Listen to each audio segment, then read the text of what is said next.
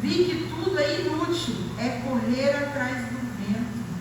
Então não adianta adianta a gente se cansar, querer fazer as coisas, sendo que tudo precisa estar no controle do nosso Deus. Por que nós passamos a vida atarefados, ansiosos, buscando algo que talvez nós nunca alcançaremos? A gente passa a nossa vida assim, com a nossa mente às vezes iludida, querendo com as nossas mãos fazer as coisas, alcançar, ter, ser, sendo que só nós só podemos viver de forma plena quando estamos com Jesus. E com Jesus no barco, que a gente vai falar hoje. Em Salmo 127 e 2 diz assim: inútil vos será levantar de madrugada, repousar tarde, comer o pão que penosamente granjeaste. Aos seus amados ele o dá enquanto dormem. Então, que adianta nós corrermos atrás do vento, como diz em Eclesiastes, ou a gente trabalhar e o Senhor ele nos dá, irmão, enquanto nós dormimos, enquanto nós descansamos nele, né? Deus cuida, provê e age até enquanto descansamos, especialmente na vida daqueles que temem, confiam, amam e obedecem ao Senhor. O descanso, irmãos, é um ato de fé, né? Descansar que o Senhor irá prover, que o Senhor irá abrir portas, que o Senhor irá curar, é um ato de fé. E esse dormir aqui, irmãos, significa descansar. Não importa o dia de hoje, o que aconteceu com você, né? Você resolve descansar no Senhor, mesmo com todas as lutas. Porque o nosso Deus, ele nunca dorme, irmãos. Ele sempre está atento à nossa vida. E hoje Jesus está nos convidando a descansar.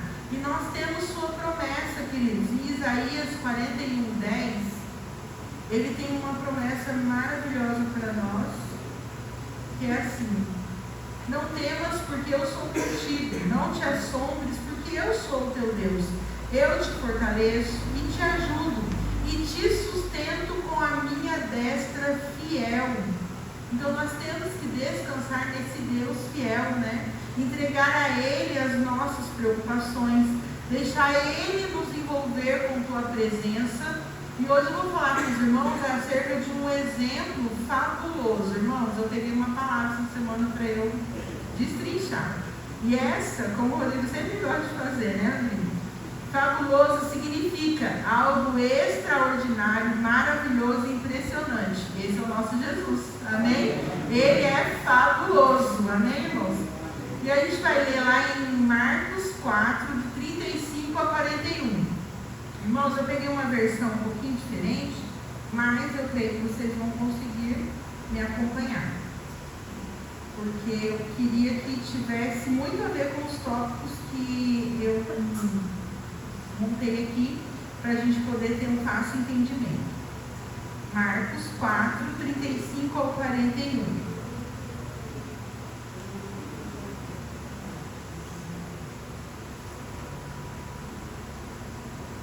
Aí ele diz assim: naquele dia, ao anoitecer, ele disse aos seus discípulos: vamos para o outro lado do lago. Deixando a multidão, eles o levaram no barco, assim como estava. Outros barcos também o acompanhavam. Levantou-se também um forte vendaval, e as ondas se lançavam sobre o barco, de forma que começou a se encher de água. E Jesus estava na polpa dormindo, com a cabeça sobre um travesseiro. Os discípulos o acordaram e clamaram: Mestre, não te importa se morrermos? Ele se levantou, repreendeu o vento e disse ao lago: aquiete-se, acalme-se. O vento se aquietou e tudo ficou calmo. Então perguntou aos seus discípulos: por que vocês estão com tanto medo? Ainda não têm fé? Eles estavam grandemente apavorados e perguntavam uns aos outros: quem é este que até o vento e o mar lhe obedecem? Glória a Deus por esse Deus, amém? Jesus dormia durante a tempestade. A sua calma, irmãos, provinha de um Deus poderoso, que ele sabia que ele tinha, um Pai, amoroso, presente, um Pai no qual ele confiava. A tempestade estava forte, mas o nosso Jesus, ele permanecia em paz, né? Aquilo não estava abalando a ele, não estava tirando a paz dele, tanto que ele dormia. Enquanto os discípulos lutavam, né, contra o medo, Jesus dormia no barco. E esse descanso de Jesus não era descuido, era a certeza de quem ele sabia quem ele era e quem era o Pai dele, né? Ele tinha essa convicção. O Senhor, irmãos, ele tem total controle sobre todas as coisas. Ele controla tudo, né?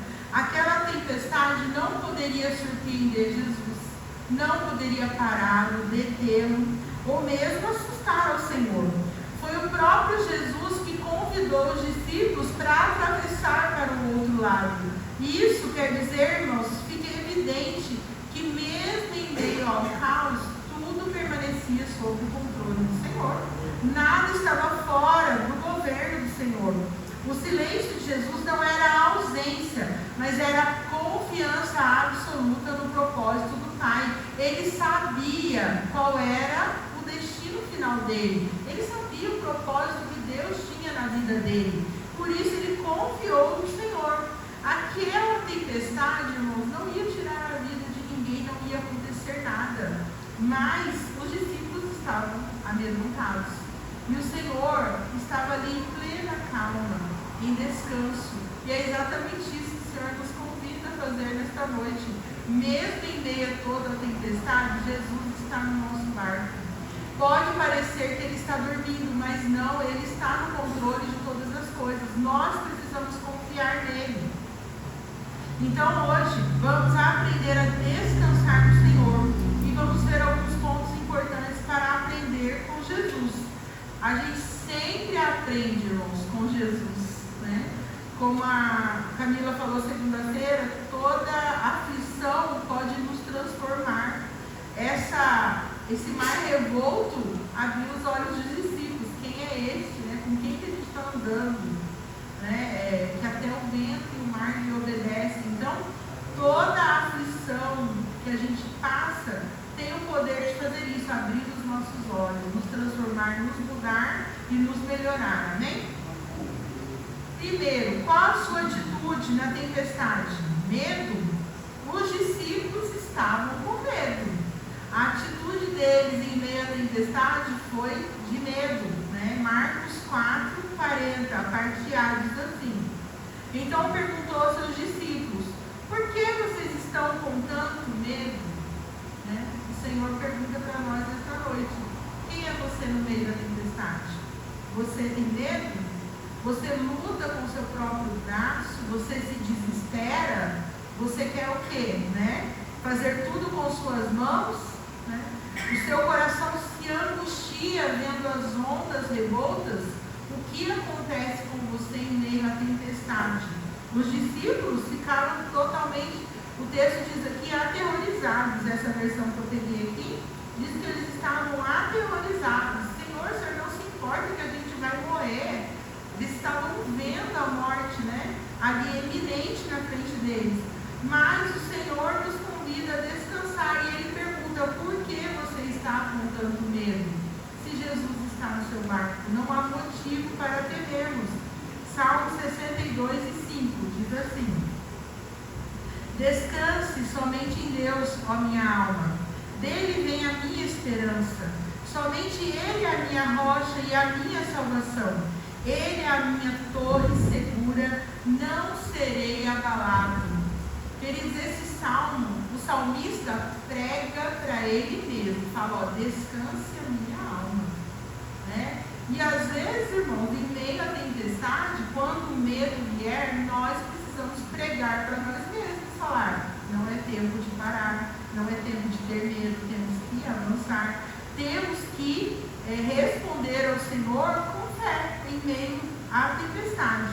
E nós temos que confiar que o Senhor, Ele é o nosso lugar seguro. Em Jesus nós encontramos a verdadeira paz.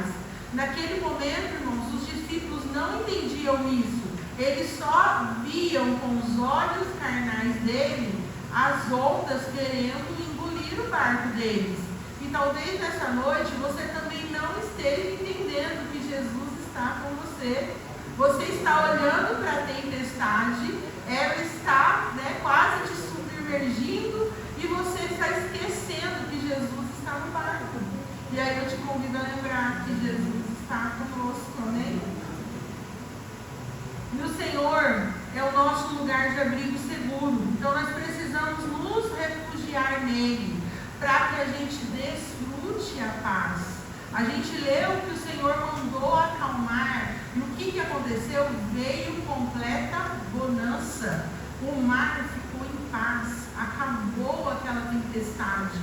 Se nós confiarmos no Senhor, é isso que irá acontecer, irmãos, na nossa vida. A paz irá reinar.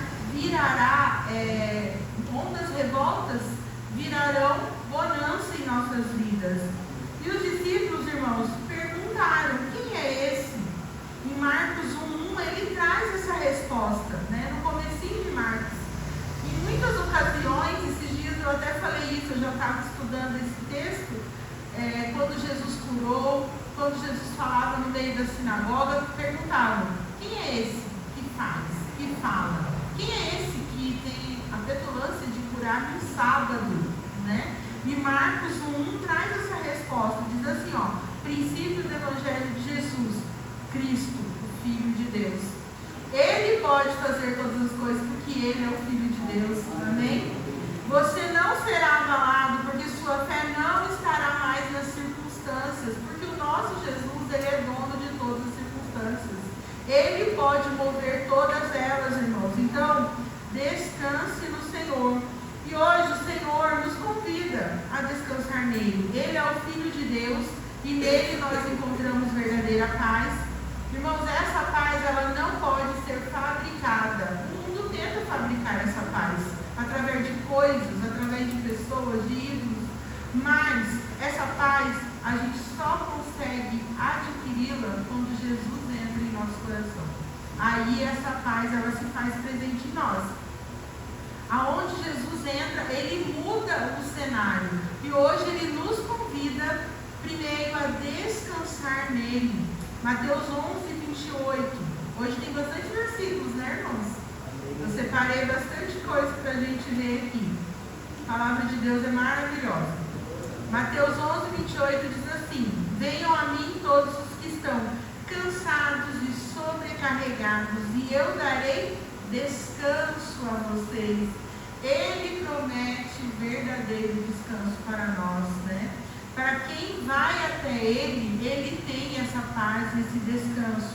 Não é um peso a mais ser de Jesus, é um alívio para a alma ter Jesus em nós, né?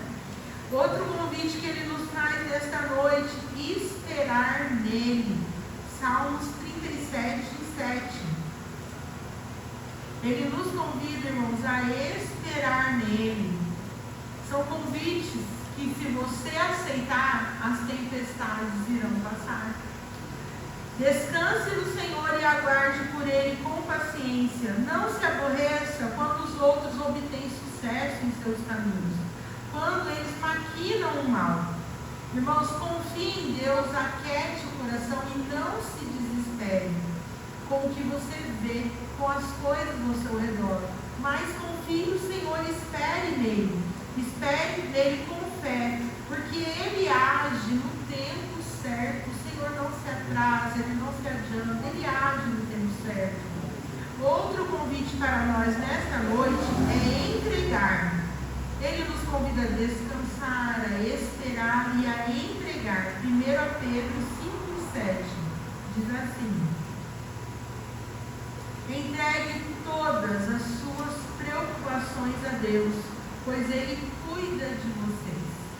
Então, naquele meio daquela tempestade, eles ficaram com medo, aterrorizados, mas eles tiveram uma atitude importante.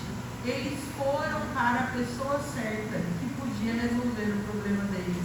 Eles foram até Jesus. E nessa noite o Senhor quer que você entregue a Ele todas as suas aflições, todas as suas preocupações. Irmãos, preocupações são coisas que ainda não aconteceram, só estão na nossa mente, né? Ela é uma junção de duas palavras, né? Pré-ocupação. Uma coisa é você estar ocupado com algum trabalho hoje, você está ocupado, pré-ocupado, quer dizer que você nem começou ainda, nem aconteceu e você já está antevendo problemas que ainda não existem. Talvez você esteja fazendo o seu mar revolto, mas nessa noite o Senhor te convida, descanse o seu coração nele, deixe ele cuidar, entregue a ele todas as suas preocupações, amém? 2. Qual atitude Deus espera de nós durante as tempestades? Talvez durante a tempestade você tenha medo, você fique, nervoso, ansioso, você fica vendo aquelas ondas, você não consegue se resolver, mas o Senhor tem algumas atitudes que Ele espera de nós durante essas tempestades. Irmãos, tudo na nossa vida, como a gente sempre fala, é para nós aprendermos algo. Então, durante a tempestade, nós precisamos desenvolver o nosso caráter em Cristo. Marcos 4:40, a parte C, ele pergunta para os seus discípulos: ainda não tem fé? O Senhor Jesus pode ter ficado até chateado com eles, né? Estão andando comigo, vendo tudo o que acontece e qualquer coisa abala esses discípulos. E nós, irmãos, também somos assim. Nós conhecemos a palavra de Deus, conhecemos os milagres do Senhor. Muitos daqui já viveram muitos milagres maravilhosos e no meio da tempestade, o que acontece? Ficamos sem fé. A nossa fé, ela se apaga, No meio das provações e lutas, o Senhor espera que nós mantenhamos a nossa fé. As lutas vêm para nos provar, mas para nós sermos aprovados.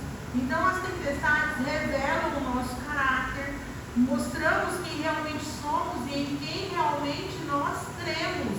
Então nesse momento crucial, nós passamos a entender: nossa, estou passando por tal coisa, vou me aplicar mais, vou orar mais, vou exercitar mais minha fé. Eu não estou vendo, mas confio que o Senhor fará algo. Isso é aplicar a nossa fé do jeito certo que o Senhor espera de nós. 1 Timóteo 1:19. Eu vou esperar todos vocês abrirem para nós lermos.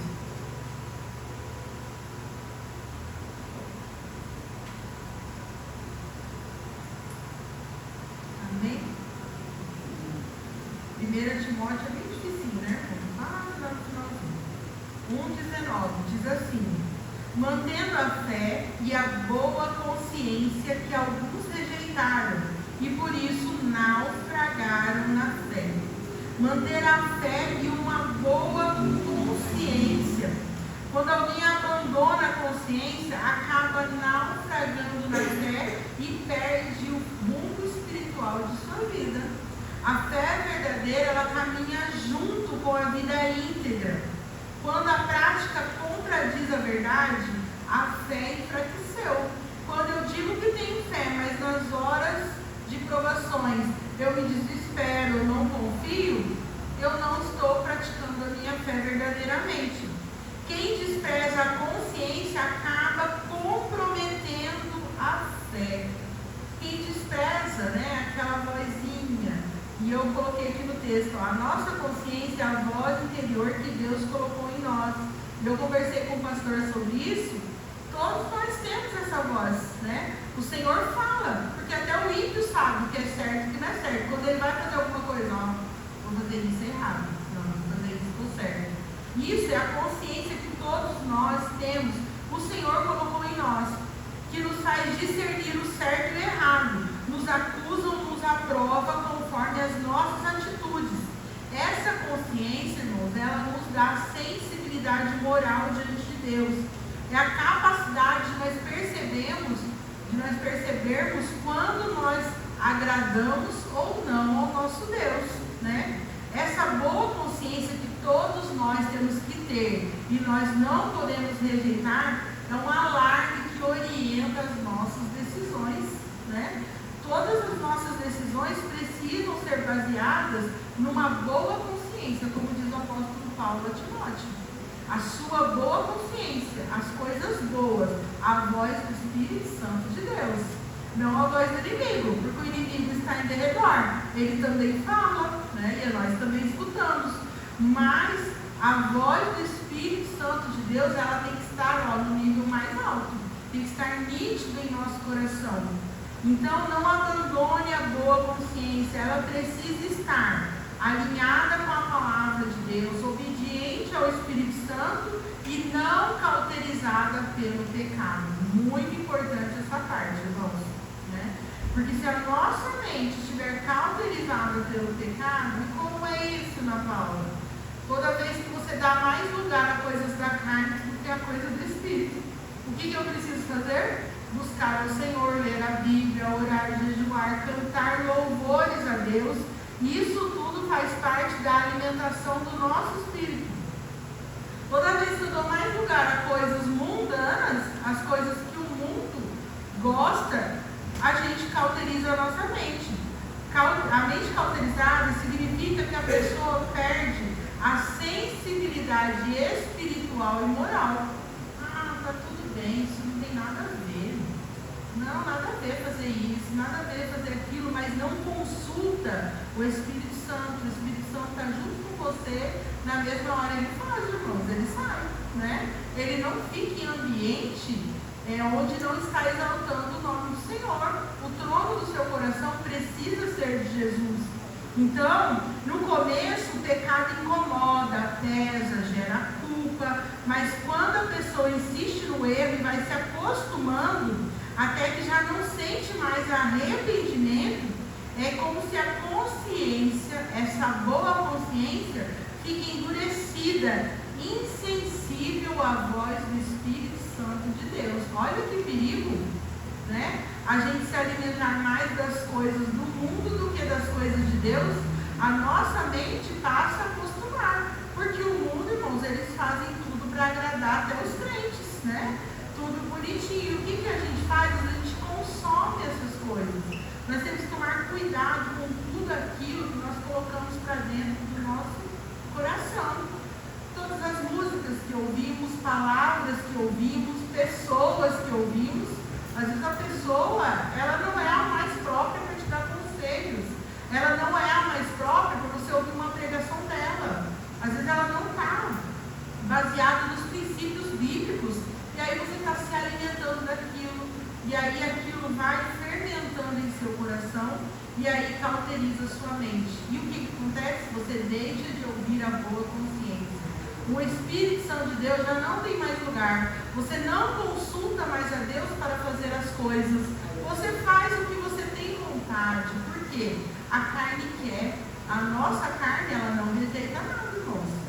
A nossa carne, ela quer tudo de bom. E é muito difícil silenciar a nossa carne. Como nós conseguimos?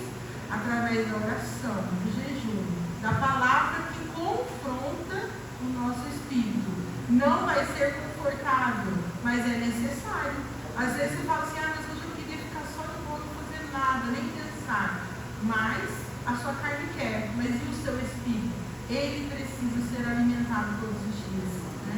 Às vezes eu não quero ir na igreja hoje, não está legal para mim, mas o seu espírito precisa estar em comunhão, precisa estar na igreja. Então é uma decisão, irmãos. Nós não deixarmos a nossa mente ser cauterizada pelo pecado. Então a atitude que o Senhor quer de nós é que nós tenhamos realmente essa fé, né? Que nós tenhamos a atitude totalmente diferente em meio a essa tempestade.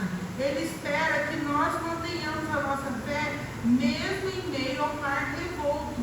Mas se nós estivermos distraídos com as coisas do mundo, como a gente vai ter essa fé, né? Aplicar essa fé nesse momento? Será difícil. 3. Como desenvolver mais a minha fé e confiança em Deus? Como que eu faço, né? Já que no meio da tempestade, muitas vezes eu tenho medo.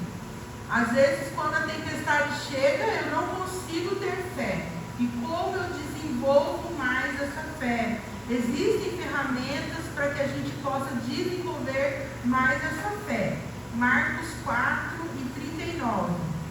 Ele diz assim: E ele se levantou, repreendeu o vento e disse ao lago: aquiete-se, acalme-se. O vento se aquietou e tudo ficou calmo. Queridos, para desenvolver mais a nossa fé e confiança no Senhor, nós temos que acreditar que Ele realmente tem todo o poder. Quando Ele levantou, Ele acabou com aquela tempestade. E é isso que o Senhor pode fazer na minha e na sua vida. Ele acaba com qualquer tempestade que estiver em sua vida. Não há impossível para o nosso Senhor. Ele tudo governa. Nós já falamos, Ele criou todas as coisas e tudo está sob o domínio dele, sim. Ele pode fazer. Quando nós não confiamos no Senhor, nós limitamos o poder de Deus. Nós dizemos que nosso Deus é pequeno, que Ele não pode. Ah, mas o problema que eu estou passando é muito difícil. Não tem que ninguém fazer. Ninguém pode me ajudar. Se você orar ao Senhor Jesus, Ele pode. E Ele quer nos ajudar, irmãos. Ele quer, né? Ele só está esperando que nós venhamos a dar o primeiro passo, que é pedir, que é falar com Ele, né? Quando nós dizemos que não, o Senhor não pode fazer, nós nos desesperamos e limitamos o poder dele. Nós estamos dizendo que Ele não tem poder, e isso não é verdade, né? Jesus pode fazer qualquer milagre. Essa semana estudamos a respeito de Abraão, e quando o anjo fala, sua mulher vai ter um filho, ela riu. E aí o Senhor fala, né? O anjo do Senhor fala, haveria coisa impossível para Deus? Não há nada impossível para o nosso Deus. Ele pode todas as coisas. Então, como eu posso aumentar a minha fé? A nossa fé aumenta quando nós lemos a palavra de Deus e deixamos também que ela influencie nossas vidas, irmãos. Consultamos ao Espírito Santo quando for tomar decisões, consultamos a palavra de Deus. Nossa, isso que eu vou fazer vai contra os princípios que o Senhor quer que eu siga. Eu preciso consultar também a palavra de Deus. Nossa fé se fortalece quando começamos a perceber o sobrenatural de Deus ao nosso redor. Ver Deus agindo nos pequenos detalhes, estar sensível e perceber o Senhor em tudo, né? Em todas as situações, perceber o milagre do Senhor. Quando a gente está sem din-din, ai Jesus, eu preciso fazer tal coisa, não tenho. Mas aí do nada, o que acontece? Deus provê. Quando eu estou sem mantimento, do nada, meu Deus, está difícil aqui, está faltando. Deus provê. Tudo isso é milagre, irmãos. É milagre do Senhor. Estou com uma dor de cabeça, ai Jesus, me ajuda, tira essa dor de cabeça. Não é nenhuma oração. Você só fez um desabafo ali. Passa um pouco, você fala, nossa, minha dor de cabeça foi embora. É um milagre do Senhor, irmãos. Pequenos detalhes, coisas que são do nosso dia a dia, às vezes nós não percebemos. E isso aumenta a nossa fé. Nós temos que valorizar as pequenas coisas que o Senhor faz. Todo dia de manhã, quando você se levanta e fala, Senhor, vou trabalhar hoje, prepara o meu dia, né? Me ajude. E aí você vai, trabalha, vem para a igreja, volta para casa e tudo correu bem. Você não sofreu nenhum acidente, não aconteceu nada de ruim, o dia foi bom, foi produtivo. É um milagre do Senhor na nossa vida, irmãos. Todos os pequenos detalhes. Nós precisamos começar a perceber a mão de Deus em tudo, sim, irmãos, que acontece em nossa vida, para que a gente valorize e aumente a nossa fé. Romanos 10 e 17 diz assim: e assim a fé vem pelo ouvir a pregação, e a pregação da palavra de Cristo. É isso, irmãos. Toda vez que nós damos chance a essa palavra, ela entra em nosso coração e ela faz, sim, aumentar a nossa fé. Nós não podemos nos afastar dessa palavra. Nós temos que deixar essa palavra guiar a nossa vida. Seja lendo, orando, cantando, em todos os momentos, né? Coloque a palavra de Deus no seu dia a dia. Deixe ela fazer parte da sua vida. Assim como Deus disse a Josué, né? Que não se aparte da sua boca as palavras desse livro, para que você vença. É assim, irmãos, que nós vencemos com com a palavra de Deus. E hoje ele nos diz que nós só venceremos as tempestades se nós estivermos alicerçados nessa palavra. O que precisou para acalmar a tempestade? A palavra de Jesus. Ele mandou: aquiete-se mar, né? Aquiete-se vento. Então é isso, a palavra do Senhor, ela tem poder sobre nós também. 2 Coríntios 5:7 também, outro exemplo de como nós podemos aumentar a nossa fé, ou desenvolver a nossa fé. 2 Coríntios 5:7. Visto que andamos por fé e não pelo que vemos. Tem um livro de Santa, né? Não caminhamos pelo que vemos, né? Mas pelo que cremos. Isso, irmãos, nós temos que... Não estou vendo, não estou enxergando meu milagre ainda, está tudo dando errado, mas eu creio que Jesus já proveu. O Senhor já fez, né? E isso é desenvolver a nossa fé. Mesmo que a gente não esteja enxergando, a gente contemplar pela fé o nosso milagre. E aí, irmãos, eu peguei uma frase que, quando eu estava desenvolvendo aqui, eu me lembrei muito, eu acho que eu já usei ela, não sei se os irmãos, acho que o Rodrigo já usou ela também. É de uma judia convertida a Cristo, sobrevivente do Holocausto. Não sei se todos conhecem a história dessa mulher, né? Hoje uma mulher, não sei se ela é viva ainda. Se você olhar para o mundo, ficará angustiado. Se olhar para dentro de si, ficará deprimido. Mas se olhar para Cristo, ficará em descanso. O nome dela é difícil, não? Corre o nome dela. É estranho. Mas essa frase que ela falou, irmãos, é uma experiência real de alguém que enfrentou um sofrimento profundo, mas escolheu olhar para Cristo, né? A história diz que ela foi levada com o pai e com a irmã para o holocausto, esqueci o nome, campo de concentração. O pai morreu, a irmã também foi morta. Quando chegou na vez dela, eles erraram os papéis e libertaram ela. Mesmo assim, ela provou daquilo. E quando ela saiu de lá, ela começou a pregar Jesus, a falar de Jesus, desse Jesus, que com certeza o libertou ela de lá. Então, irmão, se você olhar para o mundo que está perdido, você vai ficar angustiado. Se você olhar para si, porque nós somos falhos, errados, nós ficaremos deprimidos. Mas se nós olharmos para Cristo, nós encontraremos descanso para a nossa alma. Amém? Então, essa frase, ela é muito importante para a gente entender que mesmo no meio do sofrimento, ela encontrou um alvo. E a gente precisa encontrar esse alvo também, que é Jesus. Desenvolva mais sua fé. Hebreus 11:6.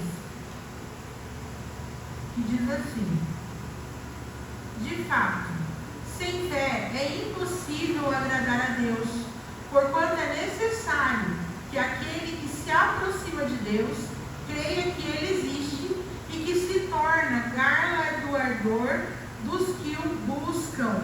Irmãos, sem fé é impossível agradar a Deus. Nós não conseguiremos agradar ao Senhor se nós não desenvolvermos a nossa fé. Em meio à tempestade, a sua atitude ou a nossa atitude precisa agradar ou tocar o coração de Deus. Ele precisa ter em nós essa sinceridade de busca, de entrega, de confiança mesmo.